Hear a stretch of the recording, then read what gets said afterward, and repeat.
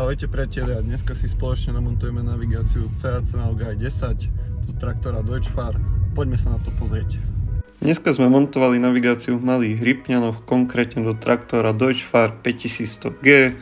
Ako prvé sme sa opýtali zákazníka, kam by si prijal umiestniť tablet, a v podstate túto navigáciu bude využívať hlavne na striekanie a aplikáciu umelých hnojív. Ako prvé sme si išli namontovať anténu, čiže ako prvé sme si vyčistili a odmasnili strechu a následne sme si zmerali presný stred, kam umiestnime anténu. Do 10. To znamená, že vy viete reálne robiť aj do 3. No robíte sa. Hej.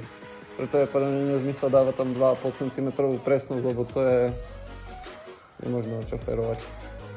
Akože nepochybujem o schopnostiach vodičov, ale strašne sa urobíte. Lebo to, keď máte v kuse pozerať do tabletu, tak verte mi, že tak by vás boli oči, kebyže idete odrobiť 20 hektárov, že hotoví by ste boli.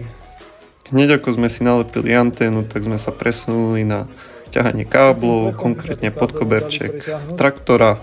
Čiže tuto môžete vidieť už, ako sme ťahali dané káble a skrývali ich pod samotné kryty a plasty traktora. Tuto sme si vyčistili samotný povrch, kde sme potom umiestnili samotný náklonomer, čiže gyroskop. Na tomto zábere už je navigácia kompletne namontovaná a prešli sme na samotné školenie, čiže od základov, ako si pridať náradie a ako si dané náradie vieme upravovať a prispôsobovať podľa potrieb. Potom sme prešli na pridávanie ABČiar a nakoniec na samotný manažment polí, kde si vieme vytvárať dané parcely a polia a následne toho vytvárať hranice alebo navigačné čiary. Potom sme si ukázali samotný komfort, čiže či už sa jedná o 3D alebo 2D. Potom sme si ukázali samotné približovanie, oddialovanie a následný denný a nočný režim na navigácii.